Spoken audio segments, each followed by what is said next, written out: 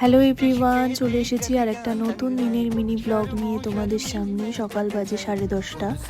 তো এদিকে গ্যাসে একটু ডিম সিদ্ধ করে নিচ্ছিলাম। তারপর মায়ের সাথে একটু ফোনে কথা বলতে বলতে হঠাৎ মনে পড়লো যে জামা কাপড়গুলো ভাঁজ করতে হবে, আর ঘরটাও একটু অগোছালো হয়ে রয়েছে, পরিষ্কার করতে হবে। তো সেগুলো সেরে নিলাম। ঘরটা পরিষ্কার থাকলে না দেখবে নিজেরও খুব ভালো লাগে দেখতে, মনটাও খুব শান্তি লাগে। তো যাই হোক, তারপরে আর আমার সেভাবে কোনো ক্লিপ নেওয়া হয়নি, কারণ আমি এখনও ক্যামেরার সাথে সেইভাবে নিজেকে অভ্যস্ত করে তুলতে পারিনি। তো অবশ্যই পারবো আস্তে আস্তে। তো যাই হোক, তারপরে আবার বিকেলবেলা থেকে আমার কিছু কাজ ছিল টুকটাক, সেই কাজগুলো সেরে এসে একটু রান্না করে নিলাম।